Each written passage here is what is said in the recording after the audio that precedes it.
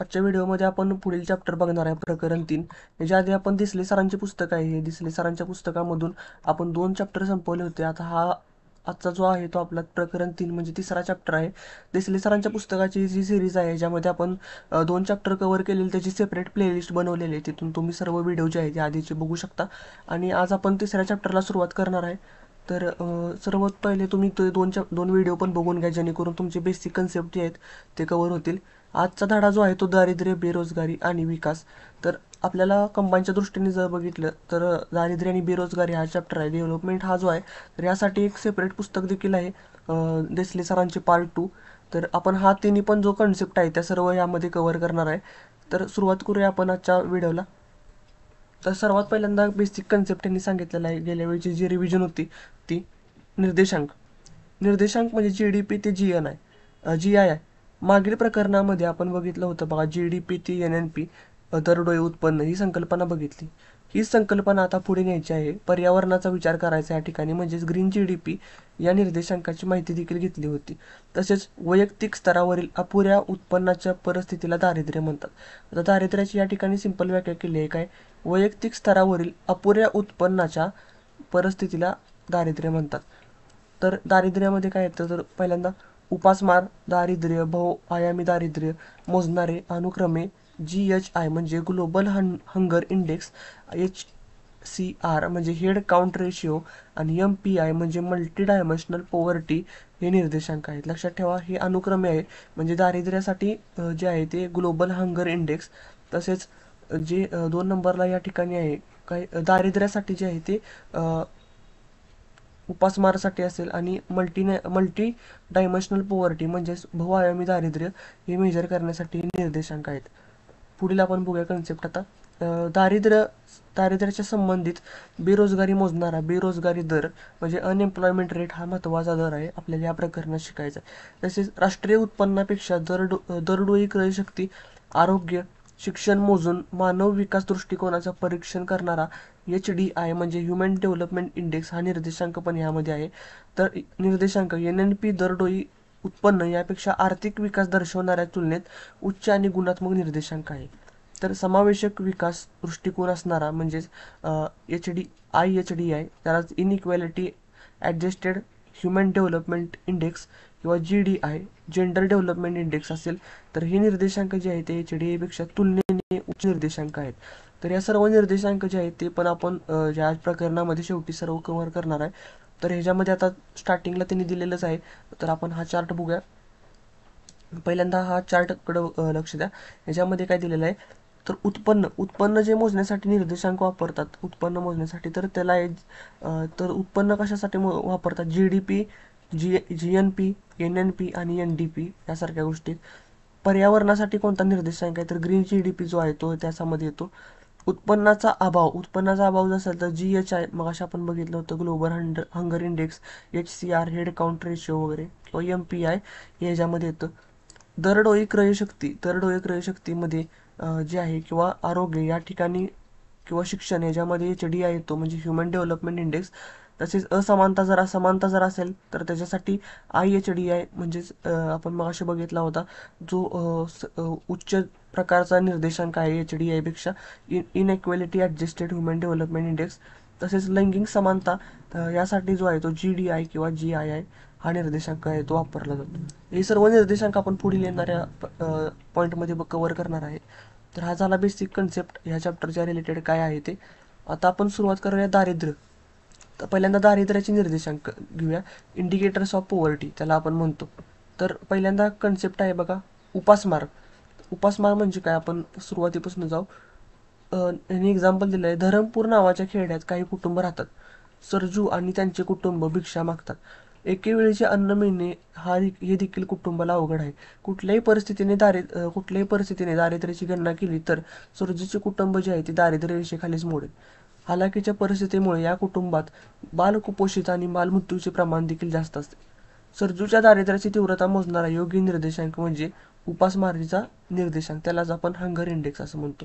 तर उपासमारीमुळे देखील दारिद्र्य जे आहे ते मेजर करता येतं. पुढे आहे उत्पन्न दारिद्र्य.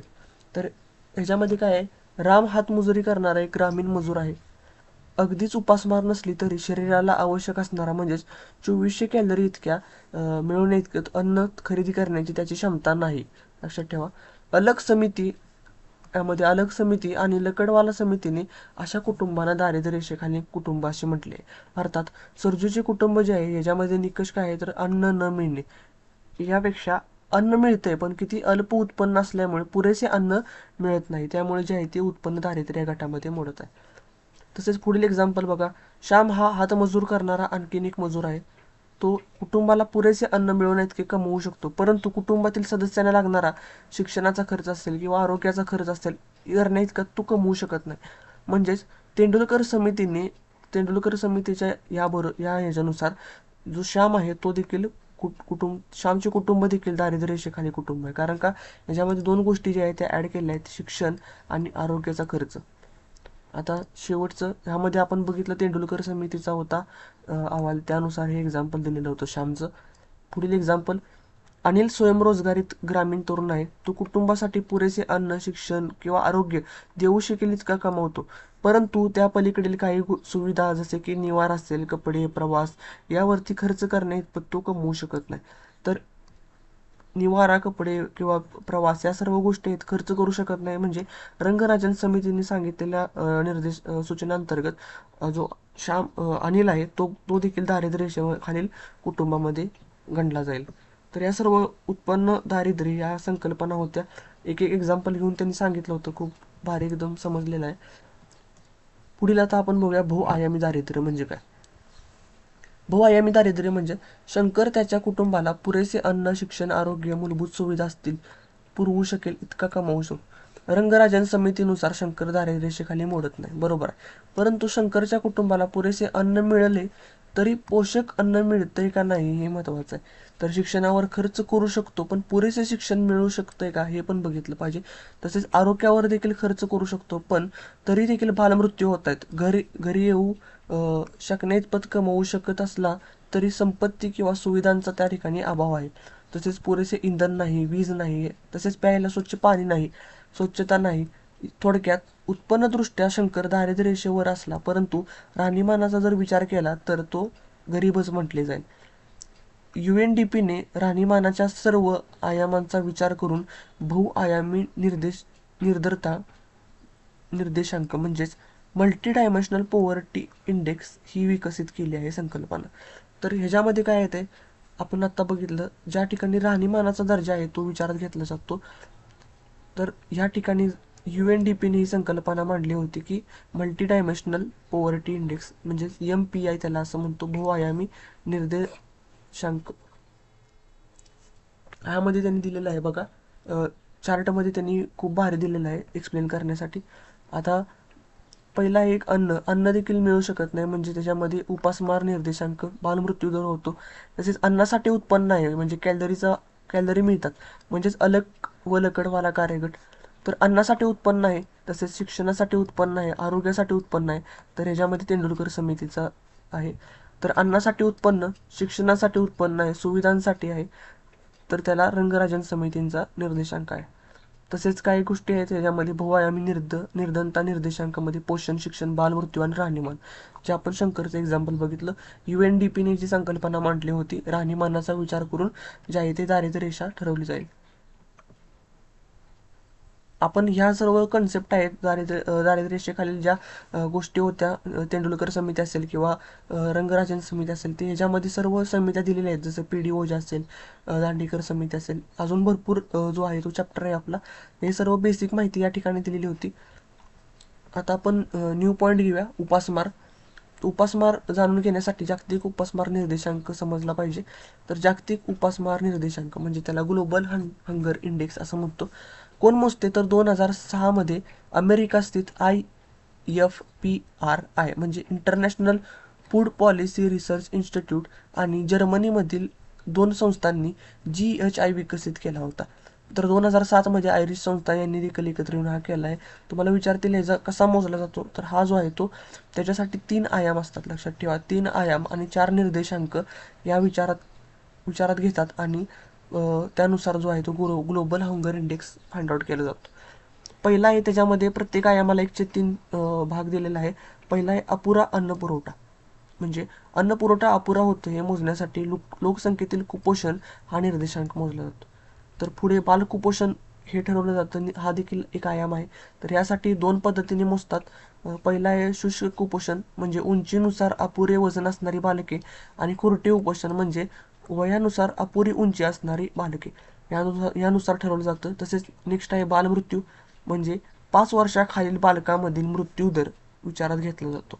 तर ह्या सर्व गोष्टीवरून, म्हणजे 3 आयाम झाले आणि हे 4 निर्देशांक, यावरून जो आहे तो ग्लोबल हंगर इंडेक्स ठरवला जातो. तर हा कसा काढला जातो, तर 0 ते 100 पर्यंत रेटिंग असते ह्याच्यामध्ये. 0 म्हणजे चांगला निर्देशांक, म्हणजे अर्थात तेथे उपासमार नाही. तसेच 0 ते 9.9 या ठिकाणी एक लो असेल, किंवा ही तुम्ही बघून घ्या, 50पेक्षा जर जास्त असेल तर अत्यंत भयावह स्थिती आहे, ही या निर्देशांकानुसार सांगितलं आहे. तर चालू अहवाल या ठिकाणी काय आहे, भारताचा अहवाल बघूया आपण. एकूणातला हा 14वा अहवाल असेल. त्यामध्ये भारताचा GHI जो आहे तो 30.3% इतका आहे. 30.3% म्हणजे या ठिकाणी बघा 20 ते 34 या दरम्यानमध्ये गंभीर स्थिती आहे. तर भारताला उपासमार या ठिकाणी गंभीर स्वरूपाची होते. तसेच 117 देशांचा अहवाल आहे त्यामध्ये भारताचा नंबर जो असेल तो 102 नंबरचा आहे. त्यामुळे ही जी स्थिती आहे भारतामध्ये ग्लोबल हंगर इंडेक्सची, ती गंभीर स्थिती या ठिकाणी मांडली पाहिजे. तसेच या ठिकाणी बघू शकता श्रीलंकेचा 65वा आहे, बांगलादेश 76 आणि पाकिस्तानचा 92 नंबरचा क्रमांक या ठिकाणी लागतो. तर ह्या सर्व उपासमारच्या कन्सेप्ट होत्या. आता आपण बघूया उत्पन्न दारिद्र्य. पुढे जे आहे ते उत्पन्न दारिद्र्य, इन्कम पॉवर्टी त्याला आपण म्हणतो. तर दारिद्र्य 2 पद्धतीने मोजता येते. पहिले असेल ते सापेक्ष दारिद्र्य आणि दुसरं असेल ते निरपेक्ष दारिद्र्य. तर निरपेक्ष दारिद्र्य मोजताना उत्पन्नाचा अभाव जो आहे तो विचारात घेतला जातो. निरपेक्ष दारिद्र्यामध्ये उत्पन्नाचा अभाव म्हणजे काय, तर त्याच्यामध्ये अन्न आणि वस्त्रासाठी जे उत्पन्न आहे ते या ठिकाणी गृहीत धरलं पाहिजे. तसेच गृहीत धरला पाहिजे की संपत्तीचा अभाव, उदाहरणार्थ निवाऱ्यासाठी उत्पन्न गृहीत धरलं पाहिजे. परंतु अजून तरी भारतात निरपेक्ष दारिद्र्य मोजताना उत्पन्नाचा अभाव जो आहे तो विचारात घेतला जातो. त्यामुळे सदर मुद्द्याचे शीर्षक जे आहे ते उत्पन्न दारिद्र्य असे असेल. उत्पन्न दारिद्र्य म्हणजे काय पहिल्यांदा समजून घ्या. उत्पन्न दारिद्र्य म्हणजे किमान जीवनावश्यक गरजा पूर्ण करू शकण्या इतपत उत्पन्न नसणे. म्हणजे स्वतःच्या ज्या गरजा आहेत, जीवनावश्यक गरजा, त्या पूर्ण करण्या इतपत आपले उत्पन्न नसते, त्याला आपण काय म्हणतो, उत्पन्न दारिद्र्य. तर सापेक्ष दारिद्र्यात आपण बघूया सुरुवातीला कन्सेप्ट काय असेल. सापेक्ष दारिद्र्य जे आहे ते लोकसंख्येची सरासरी उत्पन्न काढून त्या सरासरीपेक्षा कमी उत्पन्न असणाऱ्यांना सापेक्ष गरीब असे म्हटले जाते. म्हणजे जर त्यांच्यापेक्षा हा गरीब, या तत्वावर सापेक्ष दारिद्र्य मोजले जाते. उदाहरणार्थ आपण बघूया, म्हणजे समजेल. भारताचे सरासरी वार्षिक उत्पन्न 1,00,000 रुपये आहे. या सरासरी उत्पन्नापेक्षा कमी उत्पन्न असणारे जास्त उत्पन्न असणाऱ्यांपेक्षा जे असतील ते गरीब असतील असं कन्सिडर केलं जाईल. तर आर्थिक वाढ झाली तरी ही सरासरी काढण्याची पद्धत बदलण्याची आवश्यकता राहत नसते. तसेच हे महत्त्वाचं आहे बघा, सापेक्ष दारिद्र्य मोजताना अर्थव्यवस्थेतील विविध गटांची उत्पन्न पातळी आणि उत्पादनाचे वितरण विचारात घेतले जाते. तसेच सापेक्ष दारिद्र्य जो आहे तो उत्तम निर्देशांक आहे. म्हणजे उत्तम निर्देशांक म्हणजे गिनी निर्देशांक.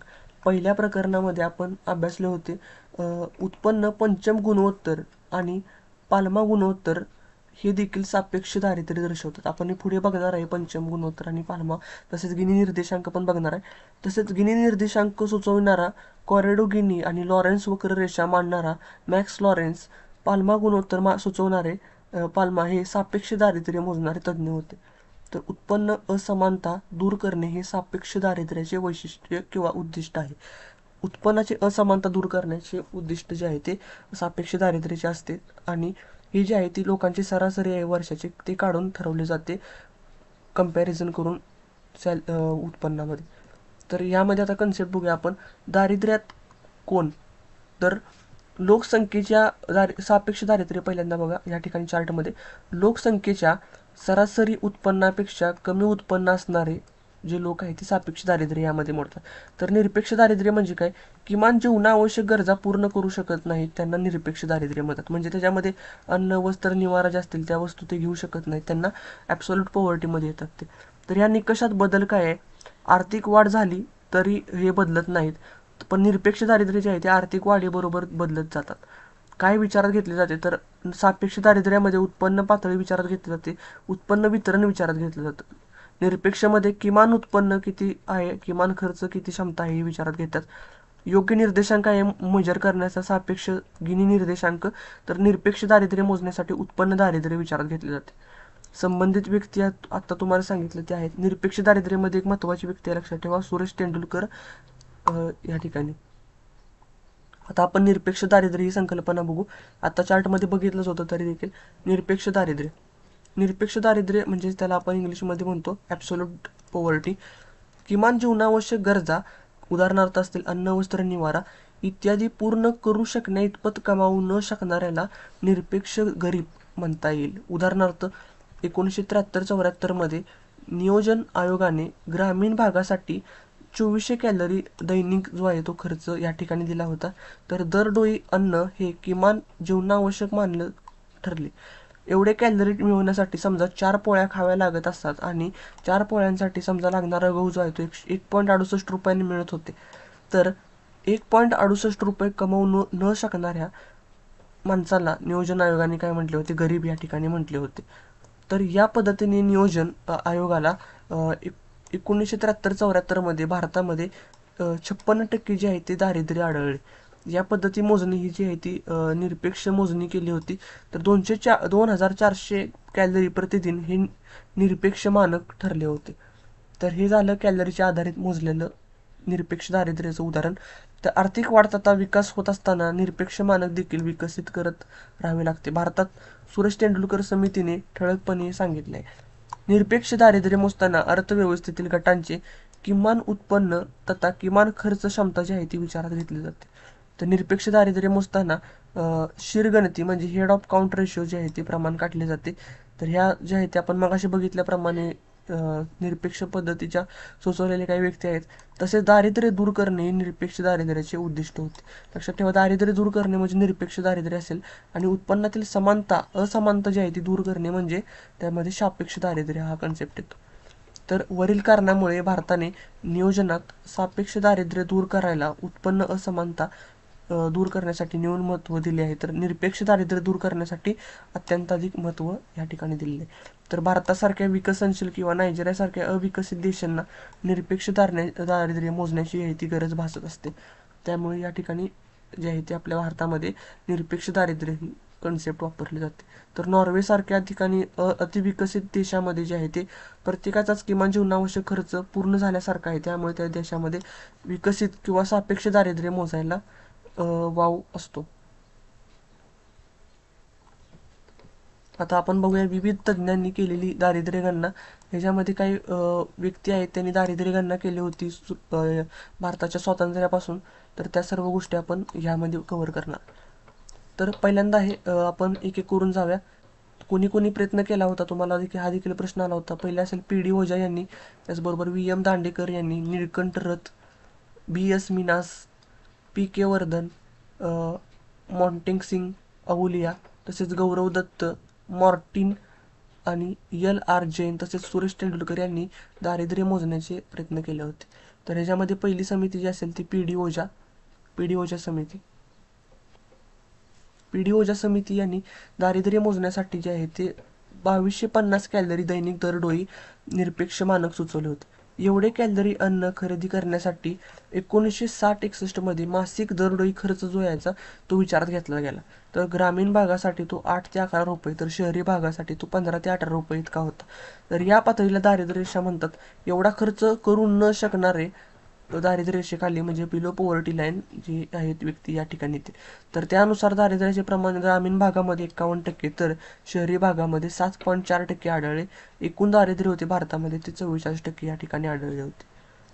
तर हेच पुढे 1967-68 मध्ये दारिद्र्याचे प्रमाण ग्रामीण भागामध्ये 70% आढळले आणि ते पोषण खालावल्यामुळे 51% झाले ग्रामीण दारिद्र्य. तर ते तब्बल 70% पोहोचले होते. लक्षात ठेवा, PD ओझा समिती होती ती 1960ची होती आणि कॅलरीच्या नुसार त्यांनी जे आहे ते दारिद्र्य मोजण्यासाठी प्रयत्न केला होता. पुढे जे असेल ते VM दांडेकर समिती, VM दांडेकर व निळकंठ रथ समिती. यांनी देखील दारिद्र्य मोजण्यासाठी 2250 कॅलरी म्हणजे दरडोई निरपेक्ष सुचवले होते. त्यांच्या मते एवढे कॅलरी अन्न खरेदी करण्यासाठी 1960-61 मध्ये ग्रामीण भागात 15 रुपये खर्च येतो, तसेच शहरी भागामध्ये 22.50 रुपये इतका खर्च येतो. तर यावरून दांडेकर आणि रथ 1960-61 मध्ये दारिद्र्याचे प्रमाण ग्रामीण भागात 40% तर शहरी भागामध्ये 50% आढळले. तर एकूण दारिद्र्य होते ते 41% त्यावेळी त्यांना आढळले होते. 1960-61 मध्ये जी आहे ती मेजर केली होती. ग्रामीण आणि शहरी भागासाठी ग्रामीण भागासाठी 324 रुपये तसेच शहरी भागासाठी 486 रुपये इतका जो आहे तो खर्च येत होता या ठिकाणी. पुढील समिती असेल BS मिनास 1960-61 रोजी यांनी जे आहे ते मेजर केलं. ग्रामीण भागात 20 रुपये तसेच मासिक दरडोई खर्च 240 रुपये आणि 1960-61 मध्ये ग्रामीण भागात त्यांना 59.4% जे आहे ते दारिद्र्य आढळले होते. 1960-61 मध्ये मेजर केलं होतं त्यांनी. तर मिनास यांच्या मते चांगल्या कृषी हंगामात दारिद्र्य घटत होते तर खराब कृषी हंगामामध्ये दारिद्र्यामध्ये वाढ होत होती. हा जो आहे तो त्यांनी दिलेला या ठिकाणी निर्णय होता 1960-61च्या दारिद्र्यामध्ये. पुढील समिती आहे पीके वर्धन समिती. वरील पाहणीमध्ये त्यांनी 2 बदल सुचवले. पहिलं म्हणजे ग्रामीण भागासाठी 1960-61ला 15 रुपये मासिक 180 रुपये आणि यावरून 1960-61 मध्ये ग्रामीण दारिद्र्याचे प्रमाण 38% आढळले. तर दुसरे 60-61 मध्ये जे मोजणी वर्ष दरम्यान चलनवाढ विचारात घेतली होती तर राष्ट्रीय किंमत निर्देशांक विचारात न घेता शेतमजुरांच्या किंमत निर्देशांकांचा वापर केला या ठिकाणी आणि शेतमजुरांची चलनवाढ विचारात घेऊन दारिद्र्य मोजल्यास वर्धन यांना 53% जे आहे ते दारिद्र्य या ठिकाणी आढळले. तुम्हाला विचारू शकता शेतमजुरांचे किंमत निर्देशांक विचारात घेऊन कोणी दारिद्र्य मोजले तर पीके वर्धन यांनी ही जी आहे ती मेजरमेंट केले होते 1960-61 आणि 1968-69 यामध्ये. पुढील जे आहे ते आपण अहूलिया समितीचा निर्णय बघणार आहे. अहूलिया यांनी दांडेकर, रथ व बर्धन यांच्याप्रमाणे 1960-61 मध्ये ग्रामीण भागासाठी 15 रुपये मासिक दरडोई खर्च सांगितला. तर ही पातळी चांगल्या राहणीमानाची पुरेशी नसल्याने त्यांनी टीकाही केली होती. तर त्यांच्या मते 1960-61 मध्ये ग्रामीण दारिद्र्याचे प्रमाण जे होते ते 38.9% इतके होते. 1960-61 मध्ये मोजणी वर्ष दरम्यानचे चलनवाढ विचारात घेऊन ग्रामीण दारिद्र्य त्यांनी मोजले. तर 1963-64 मध्ये ते 44%, 44.5, 1967-68 मध्ये 56.5 आणि 1973-74 मध्ये हे 46.1% इतके आढळले होते. अहूलिया यांच्या मते चांगल्या कृषी हंगामात दारिद्र्यात घट होते तर खराब हंगामामध्ये दारिद्र्यामध्ये जी आहे ती वाढ होत असते. तर अहूलिया यांच्या मतानुसार आर्थिक वाढ व उत्पन्नावरच लक्ष केंद्रित न करता दारिद्र्य निर्मूलनासाठी विशेष कार्यक्रमाची जी आहे ती अंमलबजावणी केली पाहिजे. त्यांनी हे सजेशन दिलं होतं. तर पुढील जी असेल ती गौरव दत्त यांची समिती किंवा मॉर्टिन रॅव्हेलिन यांची समिती. 1989 मध्ये हे मेजर केलं. प्रादेशिक असमतोल व दारिद्र्यविषयक अहवाल त्यांनी सादर केला होता. दत्त व मॉर्टिन यांच्या दारिद्र्याचे प्रमाणात P0 असे म्हटले जाते. तर P0 काढताना ग्रामीण भागात शेतमजुरांच्या किंमत निर्देशांकांचा व शहरी भागामध्ये औद्योगिक कामगारीच्या किंमत निर्देशांक जो आहे तो विचारात घेतला जातो. यावरून त्यांनी दारिद्र्याचे प्रमाण काढले तर ते ग्रामीण भागासाठी 45.1% होतं तर शहरी भागासाठी 40% इतके आढळले. एकूण दारिद्र्य जे आहे भारतामध्ये तरी 43.9% इतके आढळले होते. दत्त व मॉर्टिन यांच्या दारिद्र्याच्या पलीकडे दारिद्र्य अंतर किंवा दारिद्र्य तफावत ही संकल्पना सुचवली. तर ही संकल्पना जी आहे ती काय आहे आपण बघूया. समजा 20 रुपये दैनिक दरडोई खर्च दारिद्र्याच्या समजले आहे. त्यावरून 40% लोकसंख्या दारिद्र्य रेषेखाली आढळली तर या दारिद्र्य रेषेखाली लोकसंख्येची सरासरी उत्पन्न काढायचे तर समजा 13 रुपये भरले. या सूत्रानुसार जे आहे ती जी व्हॅल्यू काढता येते. तर या ठिकाणी टाकायचं 40% म्हणजे P0, 20 रुपये जे आहे ते दरडोई ठरवलं होतं आणि समजा ते 13 रुपयेच भरलं तर त्यांची वजाबाकी करून भागिले 20 करायचं. जेवढे उत्तर निघेल ते असेल ते दारिद्र्यातील अंतर किंवा दारिद्र्यामधील तफावत. तर दारिद्र्य अंतर काढल्यामुळे अर्थव्यवस्थेतील दारिद्र्य दूर करण्यासाठी किती उत्पन्नाची तूट भरावी लागेल हे कळत असते. तर हे त्यांनी मोजले होते. 1983 मध्ये ग्रामीण भारतात 12.7% ग्रामीण होते दारिद्र्य तर शहरी भागामध्ये 10.9% इतके आढळले. तर एकूण 12.3% इतके आढळले होते. पुढील समिती आहे BS मिनास आणि LR जयंत आणि सुरेश तेंडुलकर समिती. तर ग्रामीण दारिद्र्य मोजताना शेतमजुरांच्या किंमत निर्देशांक यांनी विचार केला. शहरी दारिद्र्य मोजताना औद्योगिक कामगारांसाठीचा किंमत निर्देशांक देखील यांनी विचारात घेतला होता. त्यांच्या पाहणीनुसार 1970-71, 1987-88 या काळात ग्रामीण दारिद्र्य 57% 44.9% इतके आढळले. तर शहरी भागात ते 45.9 36.5% इतके आढळले. तर हे दोन गोष्टी आहेत त्या लक्षात ठेवा. ग्रामीण भागासाठी जो होता तो शेतमजुरांचा किंमत निर्देशांक आणि शहरी भागासाठी औद्योगिक कामगारांचा निर्देशांक या ठिकाणी विचारात घेतला होता. आता हे चालू काळामधील म्हणजे नियोजन आयोगाने व नीती आयोगाने नेमलेल्या सदस्यांनी केलेली ही दारिद्र्य गणना आहे. तर ह्यामध्ये जे आहे ते अलग कृती दल असेल, कार्यकारी गट असेल 1962चा, TD लकडवाला तज्ज्ञ गट, सुरेश तेंडुलकर तज्ज्ञ गट, C रंगराजन तज्ज्ञ गट आणि नीती आयोगाचं कार्यदल 2016 यानुसार दारिद्र्याचे आकडे जे सारांश आहे ते आपण या ठिकाणी बघणार आहे. लक्षात ठेवा याच्यावरती दरवेळी प्रश्न पडत असतो नियोजन आयोगाच्या दारिद्र्याच्या गणनेमध्ये, त्यामुळे हा कन्सेप्ट आहे तो खूप व्यवस्थित करा. आपण बघूया आता कार्यकारी गट. त्याला आपण 1962ची स्थापना आहे. तर दारिद्र्य रेषा म्हणजे पॉवर्टी लाईन या संकल्पनेवर पहिली चर्चा 1957 मधल्या भारतीय श्रम परिषदेत झाली होती. भारतीय वैद्यकीय संशोधन परिषदेने 1958 मध्ये एक पोषण सल्लागार समिती चालू केली. या समितीने एका प्रौढाला प्रतिदिन जे आहे ते 2300 कॅलरी ऊर्जा लागते असे सांगितले होते आणि 62 ग्रॅम प्रथिनांची गरज असते. तर 1962 मध्ये नियोजन आयोगाने किमान राहणीमानाची पातळी ठरवण्यासाठी एक कार्यगटाची नेमणूक केली. या गटाने विविध अहवाल आणि पोषण जे आहे ते ठरवलं. तसेच त्यावरून ग्रामीण भागासाठी 20 रुपये मासिक तर दरडोई खर्च आहे आणि 240 रुपये वार्षिक दरडोई खर्च असेल. तसेच शहरी भागासाठी जो आहे तो 25 रुपये मासिक दरडोई खर्च असेल किंवा 300 रुपये वार्षिक खर्च ही दारिद्र्य रेषा जी आहे ती सुचवली होती कार्यकारी गट यांनी. पुढील आपण बघणार आहे तर डॉक्टर YK अलग कृती दल 1979 रोजीचा. तर यांनी हे 2 नंबरची समिती होती जी सुचवली होती नियोजन आयोगाने 1977 मध्ये डॉक्टर YK अलग यांच्या अध्यक्षतेखाली ही कृती दल नेमणूक केली. अलग समितीने 1979 मध्ये नियोजन आयोगाला शिफारस केली. अलग समितीने नियोजन आयोगाला दारिद्र्य मोजण्यासाठी संख्यात्मक माप म्हणजेच क्वांटिटेटिव्ह मेजर शोधून दिले.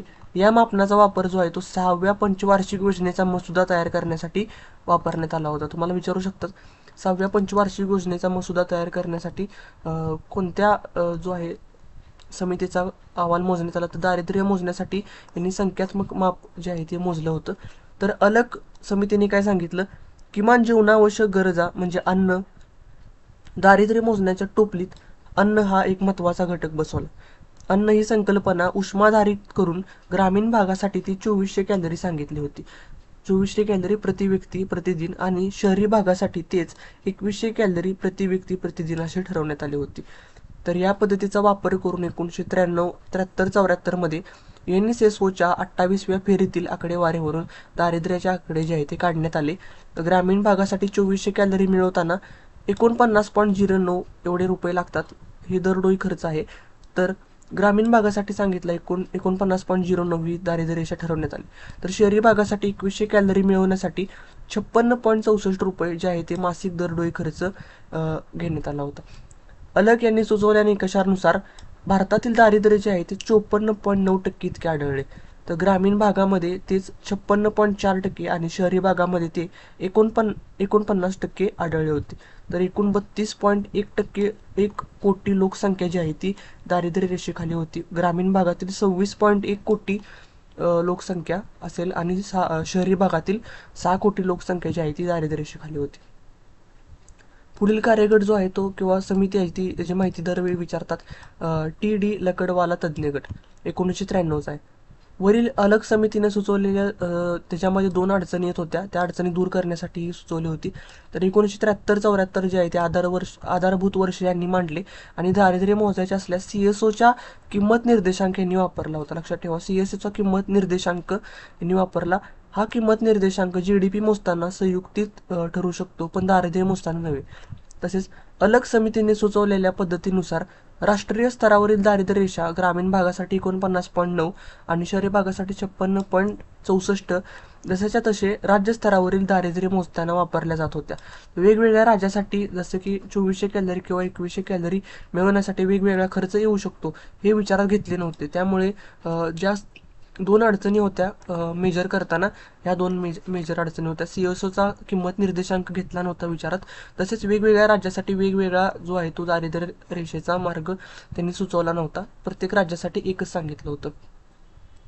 तर यासाठी हे ध्यानात घेऊन 1989 मध्ये TD लकडवाला यांच्या अध्यक्षतेखाली जे आहे एक तज्ज्ञ गटाची नेमणूक करण्यात आली. 1993 मध्ये जुलैच्या नियोजन आयोगाला शिफारस सादर केली. यामध्ये आयोगाने मार्च 1997 मध्ये समितीने सुचवल्याच्या पद्धतीचा स्वीकार केला. तर लकडवाला समितीने अलग समितीच्या खालील बाबी जशा तशा उचलल्या. त्यामध्ये दारिद्र्य टोपलीमध्ये अन्न हा घटक असला पाहिजे. ग्रामीण भागासाठी 2400 कॅलरी व शहरी भागासाठी 2100 कॅलरी ह्या दोन गोष्टी आहेत त्या जशाच्या तशा उचलल्या होत्या. तर 4 नंबरला आहे, या समितीने काही नवीन बाबी सांगितल्या. जसं की 1973-74 वर्षी आधारभूत वर्ष मांडण्यात आले आणि त्या ग्रामीण भागात शेतमजुरांच्या किंमत निर्देशांकांचा व शहरी भागामध्ये औद्योगिक कामगारांच्या विकास किंमत निर्देशांकांचा जो आहे तो वापर करण्यात येणार असं सांगितलं होतं. तर वरील किंमत निर्देशांक हे राज्यगणिक वापरून राज्यगणिक वेगवेगळी दारिद्र्य रेषा ठरवावी, असे दारिद्र्याचे त्यांनी मोजमाप करावे. तर वरील पद्धतीचा वापर जो आहे तो या वर्षी केला 77, 88, 83, 87, 88, 93, 94 मध्ये. तर यानुसार जे आहे ते 1993-94 मध्ये 36% जे आहे ते दारिद्र्य आढळले होते. ह्या चार्टमध्ये तुम्ही बघू शकता, याच्यामध्ये तर सर्व दिलेलं आहे. 1977 पासून 2004 पर्यंतचे दारिद्र्य रेषा किंवा दारिद्र्याचे प्रमाण किती होते भारतामध्ये. तर वेगवेगळ्या राज्यामध्ये किंमत पातळ्यांच्या वेगवेगळ्या असल्यामुळे लकडवाला यांनी सुचवलेल्या पद्धतीनुसार वेगवेगळ्या राज्यामध्ये दारिद्र्य रेषा ही वेगवेगळी ठरवण्यात आली होती. तर त्यामध्ये सर्वाधिक दारिद्र्य होते ओरिसातील दारिद्र्य सर्वाधिक होते 1977-88ला, ते म्हणजे 70.1% इतके दारिद्र्य ओडिसामध्ये होते. तर सर्वाधिक दारिद्र्य असणारा ओडिसा राज्यात आढळले. नियोजन आयोगाने या पुढील दारिद्र्य रेषा ठरवण्यासाठी NSSOच्या 1999-2000 मधील 55व्या मोजणीचा व 2004-05 मधील 61व्या मोजणीचा आधार घेतला. तुम्हाला विचारू शकता ते. तर लकडवाला समितीचा पद्धत ही जी आहे ती तीच पद्धत वापरली. 8वं, NSSOने सर्व मोजणी करताना URP आणि MRP या दोन पद्धतीचा वापर केला होता. ही तुम्हाला विचारू शकता, खूप महत्त्वाचं आहे. NSSOने मोजणी करताना URP मेथड आणि MRP पद्धतीचा वापर केला होता. पुढे आपण त्याचा जी आहे ती माहिती बघणार आहे. URP म्हणजे युनिफॉर्म रिकॉल पिरियड, त्याला आपण म्हणतो समान स्मरण कालावधी. या पद्धतीत काय होतं, या पद्धतीमध्ये एका कुटुंबातील प्रत्येक व्यक्तीची प्रतिमाह खर्चाची विचारणा करून त्याची नोंद NSSO घेतली जाते. म्हणजे प्रत्येक महिन्याला एका कुटुंबातील प्रत्येक व्यक्तीची जो खर्च आहे तो विचारात घेतला जातो URP मध्ये. MRP म्हणजे मिक्स्ड रिकॉल पिरियड, म्हणजे संमिश्र कालावधी. या पद्धतीत संमिश्र स्मरण कालावधी या पद्धतीत एका कुटुंबातील प्रत्येक व्यक्तीचा प्रतिमा खर्च व वर्षभरातून अधूनमधून लागणाऱ्या 5 वस्तूंचा खर्च, जसं की त्याच्यामध्ये कपडे असतील, चप्पल, टिकाऊ वस्तू असतील, शिक्षण असेल किंवा आरोग्य असेल, या उपभोगावरती जो खर्च होतो तो MRP पद्धतीमध्ये काय असतो घेतला जातो. तर नियोजन आयोगाने NSSOच्या URP पद्धतीचा अवलंब केला. URP पद्धतीनुसार 1999-2000 मध्ये ग्रामीण भागात 327 रुपये आणि शहरी भागामध्ये 454 रुपये मासिक दरडोई खर्चाची पातळी निश्चित करण्यात आली. तर यानुसार 1999-2000 मध्ये 26.1% जे आहे ते भारतामध्ये दारिद्र्य आढळलं होतं आणि ग्रामीण भागामध्ये ते 27.1% होते. तसेच शहरी भागामध्ये 23.6% इतके होते. 1999-2000 मध्ये देखील सर्वाधिक दारिद्र्य जे आहे ते ओडिसा राज्यामध्येच आढळले. पुढील आता पॉईंट बघू आपण. URP पद्धतीनुसार 2004-05 मध्ये ग्रामीण भागात 356 रुपये तर शहरी भागात 538 रुपये खर्च पातळी ठरवण्यात आली. तसे 2004-05 मध्ये 27.5% दारिद्र्य आढळले. तर ग्रामीण भागात 28.3 आणि शहरी भागामध्ये 25.7% इतके आढळले. या देखील वर्षामध्ये ओडिसा जो आहे तो सर्वाधिक दारिद्र्य असलेला राज्य या ठिकाणी आढळला. पुढची समिती खूप महत्त्वाची आहे, तेंडुलकर तज्ज्ञ गट. तुम्हाला ह्याच्यावरती जे आहे ते दरवर्षी कंबाईनच्या परीक्षेला तर एकतरी प्रश्न याच्यावरती येतच असतो. तर तेंडुलकर तज्ज्ञ गट जो होता तो 2009चा होता. दारिद्र्य मोजण्याच्या पद्धतीत पुढील संशोधकांनी नियोजन आयोगाने डिसेंबर 2005 मध्ये हे वर्ष देखील विचारलं आहे. 2005 मध्ये सुरेश तेंडुलकर यांच्या अध्यक्षतेखाली एक तज्ज्ञ गटाची नेमणूक केली. या तज्ज्ञ गटामध्ये सुरेश तेंडुलकर अध्यक्ष होते, तसेच आर राधाकृष्ण, सुरंजन सेनगुप्ता आणि राघव गाईया यांचा समावेश होता. 2009 मध्ये या तज्ज्ञ गटाने नियोजन आयोगाला आपला अहवाल सादर केला होता. अलग किंवा लकडवाला समितीच्या मासिक दरडोई खर्च संकल्पना यांनी वापरली होती.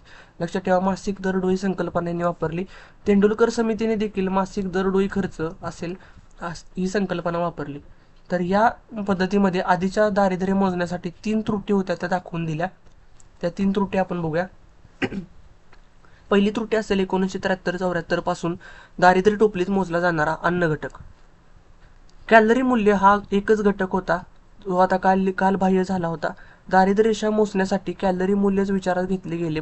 जणू काही पॉवर्टी लाईन म्हणजे हंगर लाईनच आहे, कारण विशिष्ट आहारापलीकडेही काही जीवनावश्यक घटक असतात, जसे की पोषण असेल, आरोग्य, राहणीमान किंवा कपडे, शिक्षण, ऊर्जा या घटक देखील अन्न घटकाप्रमाणेच महत्त्वाचे आहेत. तर ह्या गोष्टी विचारात घेतल्या होत्या. ही पहिली त्रुटी होती. तसेच दारिद्र्य निश्चित करण्यासाठी 1973-74च्या खर्चाच्या पातळीत जो चलनवाढीचा निर्देशांक मिळवला जात होता तो सदोष होता. आणि 1973-74 पासून अन्न घटकच जो आहे तो विचारात घेत होते, कारण शिक्षण किंवा आरोग्यावरच्या सुविधा शासनच पुरवेल असे अपेक्षित होते. तर या त्रुटीचा वापर करून दारिद्र्य टोपली त्यांनी बनवली. यामध्ये तेंडुलकर समितीने अन्न या घटकाबरोबर शिक्षण आणि आरोग्य यांचा अंतर्भाव करण्यासाठी शिफारस दिली होती. 2004-5 मध्ये URP पद्धतीनुसार मासिक दरडोई खर्चाची पातळी ग्रामीण आणि शहरी भागासाठी 356.30 आणि 538 होती. ही पातळी विशिष्ट कॅलरी मिळवण्यासाठी होती. तेंडुलकर समितीने यात MRP मधील 5 घटकांपैकी शिक्षण आणि आरोग्यासाठी लागणारा खर्च मिळून मासिक दरडोई खर्चाची पातळी जी आहे ती ग्रामीण भागासाठी 446 रुपये वाढवली आणि शहरी भागासाठी तीच 578 रुपये इतकी वाढवली. यामुळे 2004-5 मध्ये दारिद्र्याचे प्रमाण लकडवाला समितीच्या पद्धतीनुसार 27.5% होते, तर तेच तेंडुलकर समितीच्या पद्धतीनुसार 37.2% इतके झाले. तेंडुलकर समितीच्या या पाहणीनुसार ग्रामीण भागात दारिद्र्याचे प्रमाण 41.18% इतके झाले, तर शहरी भागामध्ये 25.7%. तर यामध्ये देखील जो सर्वाधिक दारिद्र्य असणारा राज्य आहे तो देखील ओडिसाच या ठिकाणी सापडला. 57.2% इतके दारिद्र्य त्यावेळी होते ओडिसामध्ये. तर या ठिकाणी चार्ट दाखवला आहे राज्यगणित दारिद्र्य किती होते. भारतामध्ये होते ते 21.2% होते. तसेच त्याच्यानंतर स्टेट वाईज दाखवलेलं आहे बघा. ओडिसामध्ये तुम्ही बघू शकता लोकसंख्येचे प्रमाण जे होते, सर्वाधिक लोकसंख्येचे प्रमाण जे होते ते चंदीगडमध्ये होते 39.9% आणि दारिद्र्याखालील लोकसंख्या जी आहे लाखामध्ये ती सर्वाधिक UP मध्ये सर्वात जास्त दारिद्र्याखालील लोक होते.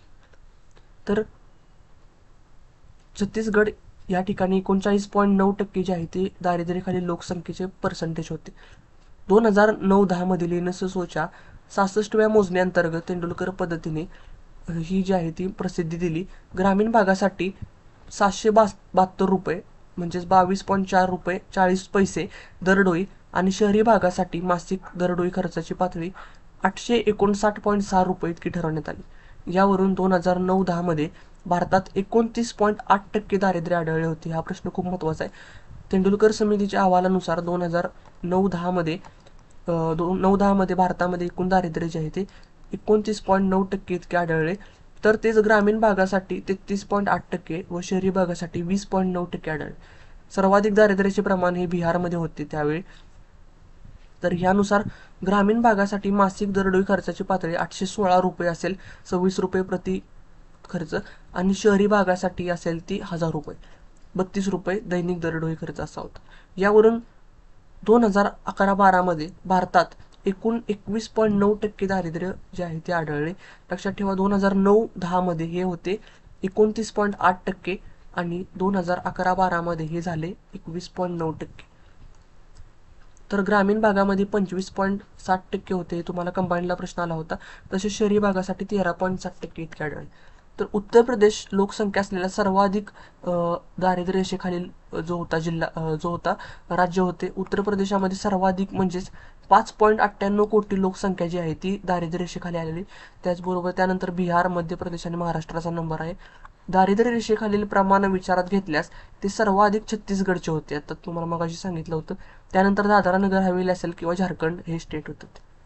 तर सर्वात कमी जी होती ती अंदमान आणि निकोबारमध्ये 1% फक्त दारिद्र्य रेषेखाली लोकसंख्या होती.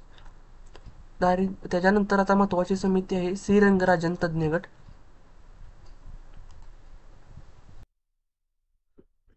श्रीरंगराजन तज्ञ गट जो होता तो 2014 रोजी स्थापन करण्यात आला होता. 2012 रोजी नियोजन आयोगाने श्रीरंगराजन यांच्या अध्यक्षतेखाली एक नवीन तज्ञ गट स्थापन केला. या समितीमध्ये डॉक्टर महेंद्र देव, डॉक्टर के सुंदरम, डॉक्टर महेश व्यास आणि के.एल. दत्ता हे सदस्य होते. 2014ला या समितीने आपला अहवाल जो होता सादर केला. तर यामध्ये रंगराजन समितीने या टोपलीमध्ये अन्न तसेच 4 आवश्यक घटक टाकले होते. अन्नाबरोबरच शिक्षण, कपडे, निवारा आणि वाहन खर्च या गोष्टी ज्या आहेत त्या इतर घटकामध्ये विचारात घेतल्या जात होत्या. तर या टोपलीमध्ये वस्तू होत्या. रंगराजन समितीने आकडेवारी विचारात घेताना 2009-10 आणि 2011-12 मधील NSSOच्या 66 आणि 68व्या मोजणीचा विचार केला. तर वर सांगितल्याप्रमाणे URP आणि MRP पद्धतीने NSSOने 2009-10 रोजी आणि 2011-12 मध्ये MMRP म्हणजे नवीन पद्धत मॉडिफाईड मिक्स्ड रिकॉल पिरियड पद्धतीने मोजणी केली होती. तर यामध्ये काय होतं, एका कुटुंबातील व्यक्तीचा प्रतिमाह खर्च वर्षातून लागणाऱ्या 5 वस्तूच्या म्हणजे त्याच्यामध्ये कपडे येतील, तसेच चप्पल येईल, टिकाऊ वस्तू आणि शिक्षण व आरोग्य या उपभोगावरील खर्च आणि 7 दिवसात लागणाऱ्या तेल, अंडी, मांस, मासे, भाज्या, फळे, मसाले, पान, तंबाखू यासारख्या वस्तूंवर होणारा खर्च देखील विचारात घेतला गेला. तर हा खर्च हा MMRP पद्धतीने विचारात घेतला. MMRPचा वापर केल्यामुळे रंगराजन समितीच्या सूत्रानुसार 2009 व 2010 तसेच 2011-12 चीच आकडेवारी काढता येऊ शकते. तसेच 2011-12 मध्ये रंगराजन समितीने खर्चाची पातळी खालीलप्रमाणे ठरवली. ग्रामीण भागासाठी अन्न या घटकासाठी रंगराजन समितीने 2400 कॅलरी ऐवजी 2155 कॅलरी जो आहे तो ग्रामीण भागासाठी निकष ठरवला. 2155 कॅलरी मिळवण्यासाठी 554 रुपये आवश्यक होते. तर 4 आवश्यक घटकांवर 141 रुपये व इतर घटकांवर 277 रुपये खर्च करावे लागायचे. ग्रामीण भागात दरडोई खर्च होता तो 972 रुपये मासिक खर्च किंवा 32 रुपये प्रतिदिन खर्च ही दारिद्र्य रेषा जी आहे ती ठरवण्यात आली होती रंगराजन समितीनुसार. तर शहरी भागासाठी वेगळी होती. शहरी भागासाठी रंगराजन समितीने 2100 कॅलरी ही ऐवजी 2090 ही कॅलरीचा निकष ठरवला. 2090 कॅलरी मिळवण्यासाठी 656 रुपये खर्च यायचा. तर यासाठी इतर घटकांसाठी 407 रुपये खर्च यायचा. तर इतर घटकांसाठी 344 रुपये खर्च यायचा. शहरी भागामध्ये 1407 रुपये जे आहे ते दारिद्र्य ठरवण्यात आले महिन्याचे. तसेच 47 रुपये जो आहे तो मासिक प्रतिदिन खर्च जो होता तो ठरवण्यात आला. वरील निकषानुसार 2011-12 मध्ये भारतात एकूण 29.5% दारिद्र्य जे आहे ते रंगराजन समितीला सापडले. ते ग्रामीण भागासाठी 30.9% असून शहरी भागामध्ये 26.4% इतके आढळले होते. तर दारिद्र्य रेषेखाली लोकसंख्या असलेला उत्तर प्रदेशात सर्वाधिक लोकसंख्या होती. त्याखालोखाल बिहार, मध्य प्रदेश, पश्चिम बंगाल, महाराष्ट्राचा नंबर होता. दारिद्र्य रेषेखाली प्रमाणात विचारात घेतल्यास सर्वाधिक छत्तीसगड या ठिकाणी 47.9% इतके आढळले. तर सर्वात कमी अंदमान निकोबारमध्ये आढळले होते. दारिद्र्याच्या आकडेवारीचे आपण आता विश्लेषण करूया. तर यामध्ये 1973-74 ते 2011-12ची आकडेवारी सांगितलेली आहे. तर दारिद्र्य टोपलीमध्ये 2004-5 मध्ये अन्न जो होता तो कॅलरी मूल्य हा घटक होता. पण तेंडुलकरांनी यात अन्न, शिक्षण व आरोग्य असे 3 घटक सुचवले. रंगराजन समितीने मात्र अन्न 4 महत्वाचे घटक यामध्ये सुचवले होते. 1973-74चे अलग कार्यगट किंवा त्यापासून रंगराजन समितीपर्यंत जे आहे ते या ठिकाणी नियोजनाची मांडणी केलेली आहे. एकूण दारिद्र्याचे प्रमाण याच्यामध्ये दिलेलं आहे बघा.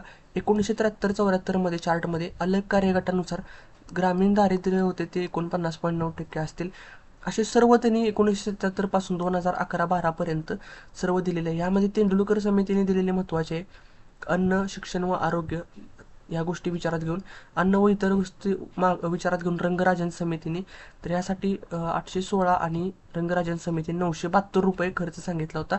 शहरी भागासाठी 1000 रुपये असेल किंवा 1407 रुपये रंगराजन समिती. एकूण दारिद्र्य होते तेंडुलकरचे 21.9 आणि रंगराजनचे 29.5% इतके आढळले होते. हा चार्ट जो आहे तो खूप भारी आहे. याच्यानुसार जे आहे ते सर्व कन्सेप्ट आहेत त्या सर्व क्लिअर होत आहेत एकामध्ये. डबल वाचण्याची गरज नाही. खूप भारी आकडेवारी यामध्ये त्यांनी एक्सप्लेन केलेली आहे. हवे असेल तर तुम्ही याचा स्क्रीनशॉट मारून देखील घेऊ शकता मोबाईलमध्ये, नंतर तुम्ही वाचू शकता. तर ह्यामध्ये आता आपण पुढील काही गोष्टी महत्त्वाच्या बघूया. 2004-5 ते 2011-12 या काळात दारिद्र्याची वार्षिक 2.18% घट झाली आणि उच्च वृद्धी दर आणि MGNRS म्हणजेच MGNREGS म्हणजेच मनरेगा सारख्या ज्या योजना होत्या त्या रोजगार योजनामुळे ही घट झाल्याची तेंडुलकर समितीने म्हटली. वा त्याचा अर्थ कामाच्या शोधार्थ असणाऱ्या व्यक्तींचा काम न मिळणे असा त्या ठिकाणी अर्थ निघतो. जेव्हा तो अर्थव्यवस्थेच्या बृहत अर्थशास्त्रीय तत्वावर वापरला जातो तेव्हा अशी परिस्थिती ज्यात संपूर्ण किंवा मोठ्या कार्यकारी लोकसंख्येला काम मिळत नसेल किंवा काम मिळत नाही असा त्याचा पूर्ण अर्थ होतो. पूर्ण रोजगार पातळी म्हणजे अशी आर्थिक अवस्था ज्या अवस्थेत काम करण्याची इच्छा व क्षमता असणाऱ्या सगळ्यांना काम मिळणे. प्रत्यक्ष व्यवहारात अशी पातळी कुठेही कधीही मिळणे शक्य नाही. बेरोजगारीचे प्रकार बघू आता. ह्याच्यामध्ये 2 गट करता येतील. त्याच्यामध्ये शहरी बेरोजगारी आणि ग्रामीण बेरोजगारी. तर शहरी बेरोजगारीमध्ये आता आपण बघूया पहिल्यांदा. शहरी बेरोजगारीमध्ये संरचनात्मक बेरोजगारी असते. स्ट्रक्चरल अनएम्प्लॉयमेंट त्याला आपण म्हणतो. तर ह्यालाच खुली बेरोजगारी देखील म्हणतात. अर्थव्यवस्थेतील संरचनेतील दोषामुळे जी बेरोजगारी तयार होते त्याला संरचनात्मक बेरोजगारी असे म्हणतात. तर असं का होतं तर मंद आर्थिक वाढ होत असेल देशाची, अल्प आर्थिक वाढ ह्यामुळे ही रोजगारी होते. मजूर पुरवठा जास्त व मागणी कमी असेल तर त्यामध्ये देखील ही बेरोजगारी तयार होते. मंद आर्थिक वाढ होत असेल आणि श्रमशक्ती वाढीचा वेग असेल तो अधिक असेल तर मजुरांचा पुरवठा मागणीपेक्षा जास्त होऊन बेरोजगारी निर्माण होते. वाढते नागरीकरण याच्यासाठी जबाबदार एक आहे ही बेरोजगारी होण्यासाठी. या बेरोजगारीला जे आहे ते खुली बेरोजगारी अशी देखील म्हणतात. तर ह्याच्यामध्ये आणखीन काही पॉईंट आहेत. कामरहित वृद्धी म्हणजे जॉबलेस ग्रोथ. काही वेळा आर्थिक वाढीचा वेग चांगला असतो परंतु वाढ अर्थव्यवस्थेस चालना देऊ शकण्यास असमर्थ ठरते. तर अशी वाढ कामरहित होते. म्हणजेच या ठिकाणी एखाद्या देशाचे राष्ट्रीय उत्पन्न वाढले परंतु गुंतवणुकीचा दर घटला असेल तर त्याचा काही उपयोग नाही, उत्पादन यंत्रणेत उतरत नाही. त्यामुळे वाढ कामरहित वाढ जी आहे ती होते. गरज आणि पुरवठ्यामध्ये असंतुलन होते. म्हणजे काय, अनुचित तंत्रज्ञान आणि सदोष जुनाट शिक्षण प्रणालीमुळे गरज व पुरवठ्यात जो आहे तो मेळ बसत नाही. म्हणजे सध्या AI म्हणजे आर्टिफिशियल इंटेलिजन्स आणि ब्लॉकचेन टेक्नॉलॉजी शिकलेल्या व्यावसायिकांच्या मोठ्या प्रमाणात गरज आहे आणि देशातील तरुण पारंपरिक शिक्षण जे आहे ते शिकत आहेत. जसे त्यामुळे बेरोजगारी तयार होत आहे. संरचनात्मक बेरोजगारी अविकसित देशांमध्ये अधिक आढळते. तसेच मोठी गुंतवणूक करणे, विकास व रोजगार योजना राबवणे, उद्योगांना प्रोत्साहन देणे, उचित उद्योगपूरक आणि बदलणारूप प्रशिक्षण तथा पुनर्प्रशिक्षण देणे, मोठ्या संरचनात्मक सुधारणा करणे हे बेरोजगारीवरील उपाय आहे. तर भारतात दुसऱ्या पंचवार्षिक योजनेपासून औद्योगिकरणासाठी स्वतः सरकारने गुंतवणूक केली होती. औद्योगिकरणामुळे बेरोजगारी कमी होण्यास जी आहे ती मदत मिळत असते. पुढील जी बेरोजगारी आहे ती शैक्षणिक बेरोजगारी, त्याला आपण सुशिक्षित बेरोजगारी देखील म्हणतो. तर शिक्षण घेऊनही काम न मिळणे म्हणजे शैक्षणिक बेरोजगारी होय. शैक्षणिक बेरोजगारीचा मूळ वर सांगितलेल्या अर्थव्यवस्थेवर परिणाम होतो. मंद आर्थिक वाढ होते. दुसरं, गरज आणि पुरवठ्यात असंतुलन होते. वर सांगितल्याप्रमाणे अर्थव्यवस्था सतत बदलत असल्यामुळे प्रचलित शिक्षण अभ्यासक्रम शीघ्रगतीने जुनाट निरुपयोगी होत जाते. शिक्षणापेक्षा अनुभवास प्राधान्य या ठिकाणी दिलं जातं. देशात कित्येक अनौपचारिक असंघटित तसेच संघटित क्षेत्रामध्ये अनुभव असलेल्या व्यक्तीला प्राधान्य दिले जाते. त्यामुळे शिक्षित लोक आहेत ते मागे राहतात. तर शैक्षणिक बेरोजगारी विकसनशील देशामध्ये अधिक आढळते. उचित व बदलानुरूप शिक्षण घेणे ही बेरोजगारीवरील उपाय आहे. त्याच्यानंतर पुढील बेरोजगारी असेल ती त्याचा टाईप आहे कमी प्रतीची बेरोजगारी किंवा न्यून बेरोजगारी. म्हणजे हा कन्सेप्ट खूप महत्त्वाचा आहे. इच्छित क्षमतेपेक्षा किंवा पात्रतेपेक्षा कमी दर्जाचे काम करावे लागणे म्हणजे न्यून बेरोजगारी होय. तर ह्यामध्ये शैक्षणिक संधीचा अभाव असणे, हुशार असूनही मार्गदर्शन अथवा योग्य परिस्थितीचा अभाव असल्यामुळे काही विद्यार्थी शिक्षणापासून दूर जातात. असे विद्यार्थी मोठे झाल्यावर केवळ शैक्षणिक पात्रता कमी असल्यामुळे रोजगारापासून दूर राहतात. एखाद्या शाळेतील शिपायाला उत्तम शिकवता येऊ शकते परंतु योग्य पात्रता नसल्यामुळे त्याला शिपायाचे काम करावे लागते. शिक्षण घेऊनही संधीचा अभाव. म्हणजे शैक्षणिक बेरोजगारी या प्रकरणामध्ये बऱ्याचदा कमी प्रतीची बेरोजगारी पाहायला भेटते. उदाहरणार्थ, एखाद्या उच्च शिक्षित व्यक्ती नोकरी मिळत नाही, परंतु एखाद्या कारखान्यात कामाला लागला तर त्याला कारकुनाचे काम करावे लागते. व्यावसायिक व कौशल्य शिक्षणाचा अभाव आहे यामध्ये.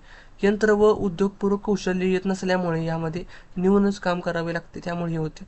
विकसनशील आणि अविकसित देशांमध्ये दोन्हीकडे ही न्यून बेरोजगारी पाहायला भेटते. परंपरागत शिक्षणासोबत व्यावसायिक व कौशल्य शिक्षण देणे हे न्यून बेरोजगारीवरील उपाय आहे. स्किल डेव्हलपमेंट करणे हा सर्वात बेस्ट मार्ग आहे त्याच्यासाठी. पुढील प्रकार आपण बघूया, घर्षणात्मक बेरोजगारी किंवा यंत्रीकृत बेरोजगारी त्याला म्हणतो, तांत्रिक तसेच संक्रमणात्मक बेरोजगारी. यामध्ये काय होतं, उत्पादन यंत्रणेत सतत होत असलेल्या बदलामुळे उद्भवणाऱ्या बेरोजगारीला घर्षणात्मक बेरोजगारी असे म्हणतात. उत्पादनात बदल होतो म्हणजे मागणी, पुरवठा, तंत्रज्ञान हे सतत जे आहे ते बदलत राहतं. काही वर्षापूर्वी बघा, पेजरची मागणी असायची, आता मोबाईलची आहे. मोबाईलमुळे पेजर उद्योग जो आहे तो बंद पडला, त्यामुळे मोबाईल उद्योगामध्ये कामगारांची भरती होती. तर पेजर उद्योगातील कामगार बेरोजगार आहेत. उत्पादनातील बदलती नोकरी देणारे आणि नोकरी मागणारे यांच्यात पुन्हा पुन्हा असंतुलन होते. श्रम बाजारातील या असंतुलनामुळे घर्षणात्मक बेरोजगारी निर्माण होते. घर्षणात्मक बेरोजगारी उत्पादन पूर्ण रोजगार पातळीवर असतानाही निर्माण होऊ शकते. लक्षात ठेवा, घर्षणात्मक बेरोजगारी विकसित, विकसनशील, अविकसित सर्वच अर्थव्यवस्थेमध्ये पाहायला भेटते. घर्षणात्मक बेरोजगारी दूर करण्यासाठी मोठ्या धोरणांची उपायाची गरज नसते, कारण या बेरोजगारी जी आहे ती तात्पुरती स्वरूपाची असते. उत्पादन यंत्रणेत होणाऱ्या बदलत्या नवनवीन कौशल्य आत्मसात करणे हे त्याचं उपाय आहे. पुढील बेरोजगारी, चक्रीय बेरोजगारी खूप महत्त्वाचा टाईप आहे. अर्थव्यवस्थेतील तेजी मंदीच्या चक्रामुळे उद्भवणाऱ्या बेरोजगारीला चक्रीय बेरोजगारी म्हणतात. तर यामध्ये प्रत्येक अर्थव्यवस्थेमध्ये तेजी आणि मंदीचे चक्र येत असतात. तेजी असताना मागणी अधिक असल्यामुळे उत्पादन क्षेत्राची वाढ होऊन रोजगार निर्मिती होते, परंतु तेजीनंतर मंदीचे चक्र आल्यामुळे मागणी घटते, उद्योग बंद होण्याच्या मार्गावर येतात आणि बेरोजगारी निर्माण होते. तेजी मंदी हे भांडवली अर्थव्यवस्थेचे वरदान आहे, तसंच खरं तर शाप आहे. त्यामुळे विकसित देशांमध्ये चक्रीय बेरोजगारी जास्त पाहायला मिळते. भारतात संरचनात्मक बेरोजगारी इतकी जास्त आहे की त्याबरोबर चक्रीय बेरोजगारी कमी भासते. ह्याच्यामध्ये काय आहे तर इष्ट सरकारी राजकोषीय धोरण किंवा चलनविषयक धोरण तेजी मंदीच्या चक्राची तीव्रता जी आहे ती कमी करू शकतात. तर आंशिक किंवा अर्ध बेरोजगारी, पूर्ण वेळ काम न करता दिवसातून काही विशिष्ट तासच काम करणे याला आंशिक किंवा अर्ध बेरोजगारी म्हणतात.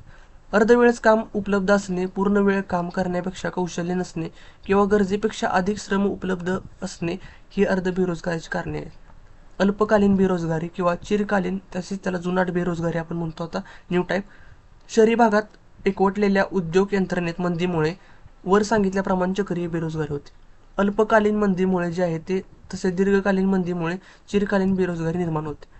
अल्पकालीन बेरोजगारी दूर करण्यासाठी चलनविषयक धोरण, चिरकालीन बेरोजगारी दूर करण्यासाठी राजकोषीय धोरण परिणामकारक ठरते.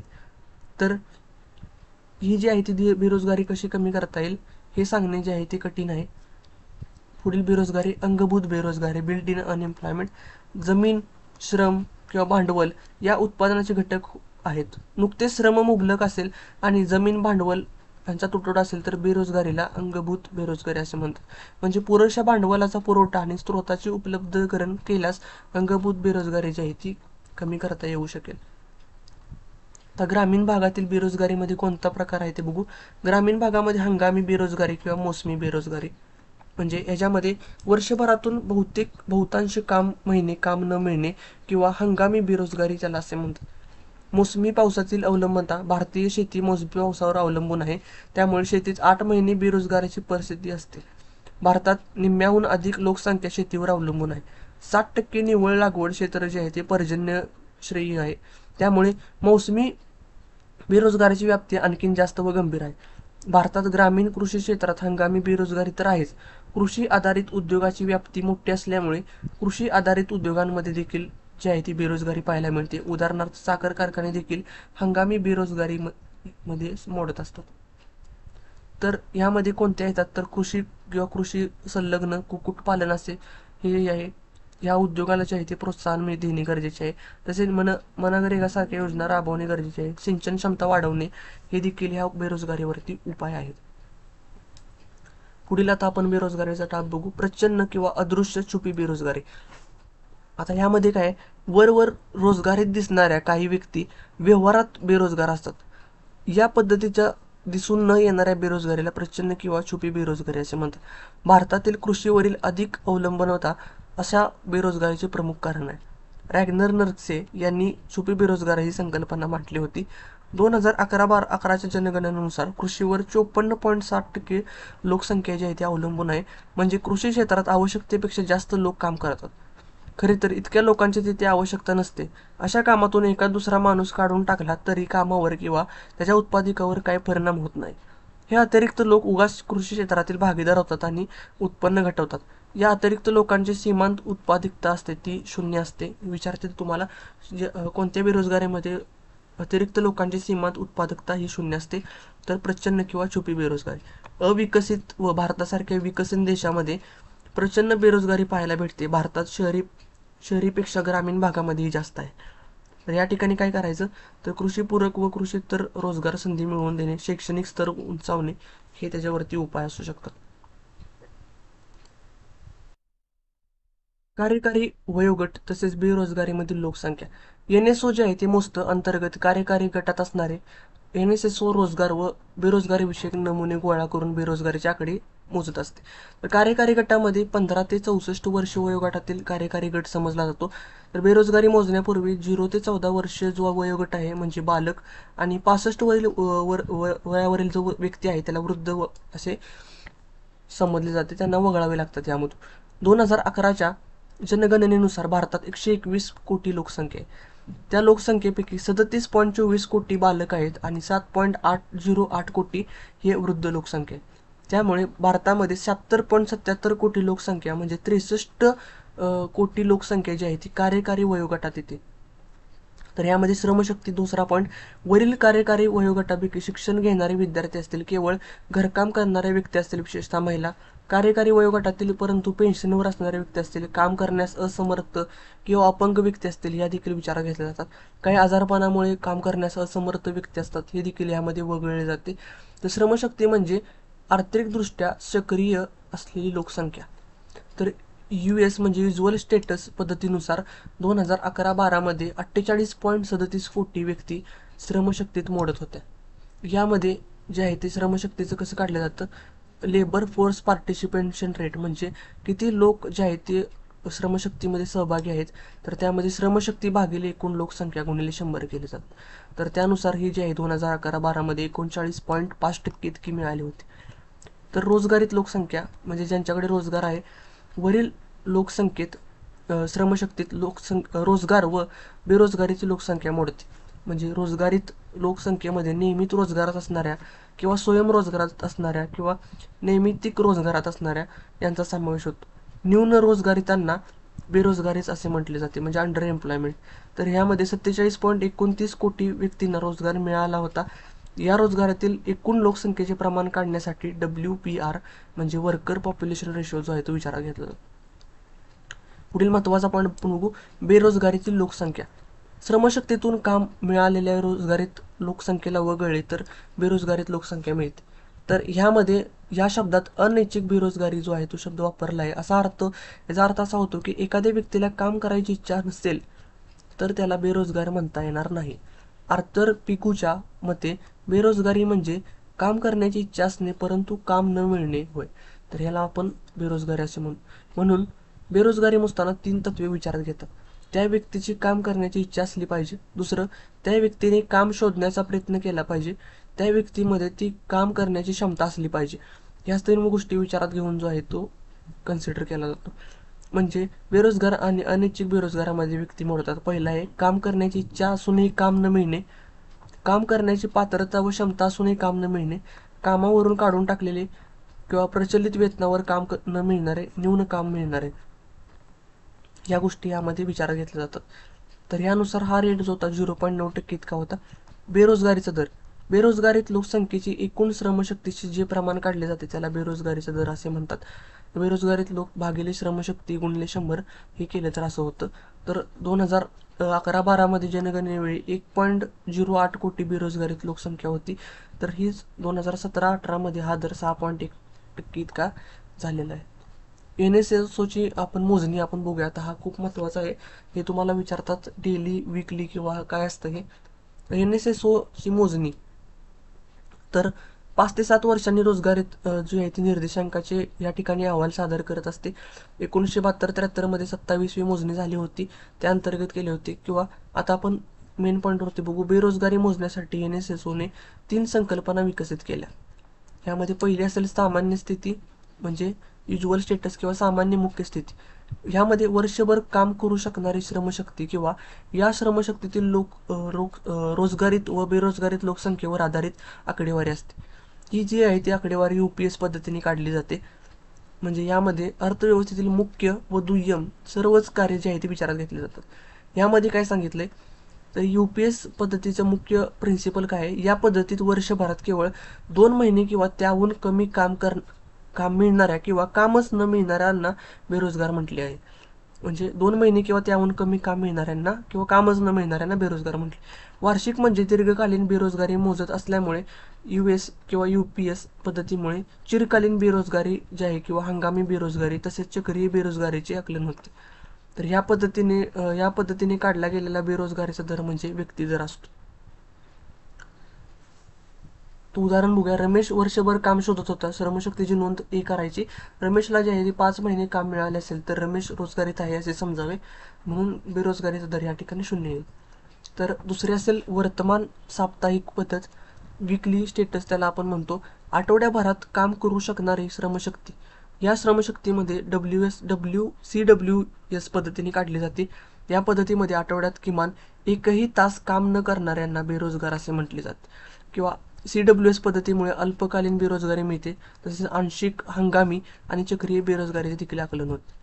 तर CWS पद्धतीने काढला गेलेला बेरोजगारीचा दर हा व्यक्ती दर असतो. वर्तमान दैनिक स्थिती म्हणजे डेली स्टेटस त्याला आपण म्हणतो. तर ह्या आठवड्यात प्रत्येक दिवसाची कामाची स्थिती विचारात घेतली जाते. CDS या पद्धतीने किमान एकही तासाचे काम न मिळणाऱ्याला बेरोजगार म्हटले, किंवा 1 ते 4 तास काम करणाऱ्यांना अर्धा दिवस काम केले आहे असे म्हटले जाते. CDS पद्धतीत वरील पद्धतीपेक्षा एक मोठा फरक आहे, तो व्यक्ती आणि व्यक्ती दिन या 2 गोष्टीचा आहे. तर रमेश, समजा उदाहरण घेऊया आपण. रमेश सोमवार ते रविवार काम शोधत होता. श्रमशक्तीची नोंद 7 करायची. रमेशला या प्रत्येक दिवशी काम मिळाले का? नाही. शनिवारी आणि रविवारी काम मिळाले नसेल तर याची बेरोजगारीची नोंद 2 करायची. बेरोजगारीचा दर जो आला 28.7% आला. 2/7 केलं गुणिले 100, म्हणजे CDS पद्धतीने काढलेला बेरोजगारीचा दर हा व्यक्ती दर असतो. काल दर आणि किंवा काल दर असा असतो. हा चार्ट जो आहे तो व्यवस्थित त्यांनी सांगितलेला आहे. UPS पद्धतीमध्ये वार्षिक तसेच चिरकालीन कोणता या ठिकाणी बेरोजगारी कळते किंवा संज्ञा जी आहे ती, किंवा दर कसा कळतो, किंवा कोणती बेरोजगारी यातून माहिती कळते, हे सर्व त्यांनी सांगितलेलं आहे. हा चार्ट नक्की बघा, म्हणजे कन्सेप्ट क्लिअर आहे. तर आपला हा बेरोजगारी आणि दारिद्र्य आणि बेरोजगारी हा चॅप्टर झालेला आहे. जर तुम्हाला व्हिडिओ आवडला असेल तर सबस्क्राईब करा. हा व्हिडिओ खूप लेंदी झाला आहे, तर ह्याच्यावरती आपण क्विज घेणार आहे. तर टेलिग्राम चॅनल जॉईन करा. टेलिग्रामवरून तुम्ही क्विज ह्याच्यावरती जे प्रश्न आहेत ते सोडवू शकता. खूप प्रॅक्टिस करून तुम्ही हा चॅप्टर जो आहे तो कव्हर करू शकता, कारण की यामध्ये दरवर्षी 1 ते 2 प्रश्न 100% प्रिलिमच्या एक्झामला पडत असतात. तर हे जे चॅप्टर आहे तुम्ही सविस्तर एकदा वाचून घ्या, ह्याची PDF, आणि ह्याच्यावरती प्रश्न सोडवा.